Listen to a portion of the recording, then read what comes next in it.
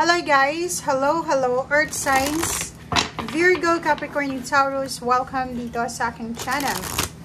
Alamin natin kung anong messages, vibration, gabay, energy para sa lahat ng Earth signs, Virgo, Capricorn, and Taurus.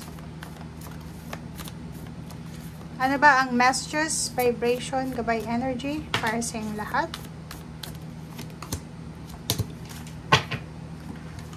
Okay, number 1, consciousness, spirit. Number 2, higher self, letting go.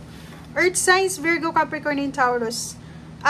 Nakikita ko sa dito na, wow, nakafocus ka sa sarili mo, diba?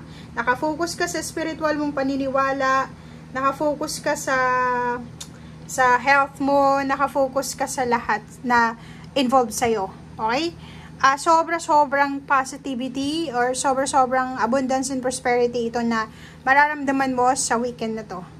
Ibig sabihin, fresh new beginnings ito eh. It's either may fresh na relationship, fresh na ideas, or kano pa man siya na makukuha ka sa weekend na to. So, sobrang positive, sobrang fresh, sobrang uplifting tong itong weekend na to para sa'yo. Makakaramdam ka ng sobrang positivity. And number 3, nakikita ko sa'yo dito na may mga pinto na nagsarado sa'yo. So, may mga opportunities na gustong-gusto mo talaga, Earth signs. Like, for example, gusto mong pumunta ng ibang bansa, gusto mong lumipat ng company, gusto mong tumaas yung posisyon yung trabaho mo, gusto mo ng recognition, ng awards, ng rewards, or kung ano pa man na prosperity and abundance. But, unfortunately, hindi yun nangyari, or pwedeng taliwas doon yung nangyari. But, ang maganda dito, wala, nilet go mo siya. Hindi mo siya parang ginanon, na, kailangan kong makuha to, kailangan kong makuha, hindi. Tinanggap mo siya, okay? Tinanggap mo kung ano yung wala sa'yo, tinanggap mo kung ano yung, or tanggap mo, okay? Literal, tanggap mo kung ano yung wala ka, tanggap mo kung ano yung meron ka, tanggap mo kung ano yung strength mo, tanggap mo kung ano yung weaknesses mo, tanggap mo kung saan lang galing or saan lang kaya ng higher self mo. Okay? So, eto siya. Sobra kang positive. And nakikita ko sa'yo dito na wala kang disappointments na nararamdaman sa araw na ito kasi acceptance. Na-let go mo lahat. Hinayaan mo lang kung ano ang talagang nararapat para sa'yo.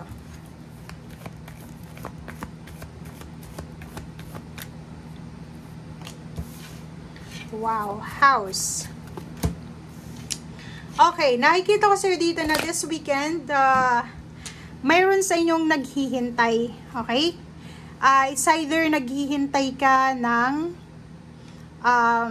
makabayad sa bill sa bahay, naghihintay ka na makapagpatayo ng bahay, or parang meron ditong earth signs na bagong graduate or kaka-graduate lang or gagraduate pa lang sa kolehiyo na nag-iisip ka na diba? Sobrang positive ka, nag-iisip ka na kung anong klaseng bahay yung ipapatayo mo, kung anong klase ng buhay ang meron ka after ng graduation. So, nakikita ko siya dito na nag-imagine ka or kung ano man to na ginagawa mo sa ngayon.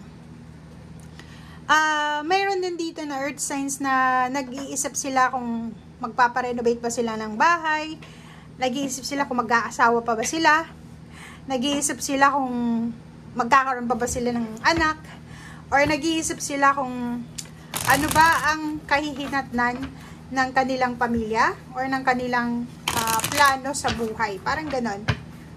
So, nasa imaginative na state ka. Okay. Ang ganda na ito guys kasi, alam mo ba, yun na nga. So, may mga plano kayo. It's either plano nyo sa pagta-travel to, plano sa pagta-travel, plano para sa paglipat ng bahay, promotion, salary increase, financial success, prosperity, and abundance, na hindi nangyari, 'di ba? Like, may gusto kang position sa trabaho, gusto mo talagang makuha, pero hindi mo siya makuha-kuha. Instead na umiyak ka, instead na ma-disappoint ka, instead na maglupasay ka sa lungkot, ang gagawin mo sa weekend na to, tatanggapin mo na lang. 'Di ba? Acceptance, letting go. Parang iniisip mo na, okay, kung hindi yan para sa akin, hindi yan para sa akin. Kung para sa akin yan, para sa akin yan. And hindi lang yan yung chances. And hindi lang yan yung pagkakataon, hindi lang yan yung swerte. Nababalutan ng swerte ang buhay ng tao, so hindi natin pwedeng, or hindi mo rin pwedeng sabihin na nag-fail ka sa isang bagay, failure ka na. Hindi. Okay, yun na nga sinasabi na sa'yo dito, may mga pintong nagsara, pero may magbubukas para sa'yo. Okay. Relationship, nakikita ko sa'yo dito, Earth Signs, Virgo, Capricorn, and Taurus, especially sa Taurus or Capricorn. Siguro sa relationship, parang gusto mo nang i-give up yung relationship. Parang hindi ka na masaya, or parang ang gusto mo ngayon is makapagsimula ng bagong buhay kahit walang relasyon, single, or basta may freedom, parang ganun ang nakikita ko sa'yo. So, yung happiness mo, personal happiness to emotional happiness, personal happiness, ay parang hindi ka na interesado. Parang dati kinokontrol mo yung sitwasyon, silosa ka, or parang kontrolado mo yung sitwasyon sa relationship. Pero ngayon parang iniisip mo, nako, kailangan ko nang i-let go, wala. Kung hindi kami para sa isa't isa, hindi kami para sa isa't isa. And iniisip mo na kung talagang sino, or kung sino man itong taong magbibigay sa'yo ng peace of mind, ng happiness, dun ka. Parang ganun ang nakikita ko. Ang iba din sa inyo dito is posibleng busy kayo. Busy yung iba, multitasking. Ang dami yung ginagawa. Pwedeng may part-time, may full-time. Nagtatrabaho sa gabi, nagtatrabaho sa umaga. Or pwedeng dala-dalawa yung trabaho sa umaga, sa gabi. Konti lang matulog, parang ganon. Ang dami yung obligasyon, ang dami yung duties. Pwedeng ikaw yung breadwinner, or if nagtatrabaho ka sa trabaho, lahat na lang binigay sa'yo Ikaw na yung parang inatasan na tagatanggap lahat ng trabaho, parang ganon. Pero nakikita ko sa'yo dito na kailangan mo din mag-double time, diba? May kailangan kang i-double time, may kailangan kang tapusin, may kailangan kang gawin, kasi may celebration, may posible kang plano, pwedeng plano mong umabsent, or pwedeng plano mong magbakasyon for 3 months or 3 weeks. So, nakikita ko sa'yo dito na kailangan mong tapusin itong ginagawa mo sa ngayon para, kumbaga, in case na gusto mong magbakasyon is makuha mo, or makapagbakasyon ka, or ma-approve yung leave mo, or ano pa man. Okay? So, yan guys ang sinasabi ng baraha sa'yo. Maraming salamat sa panonood. And, syempre, pag sobrang busy ka sa trabaho, sobrang dami mong overtime, may mga weekend work ka, syempre, double pay din yan. Diba? So, yun. Eto guys yung sinasabi guys. Okay? Thank you. Bye!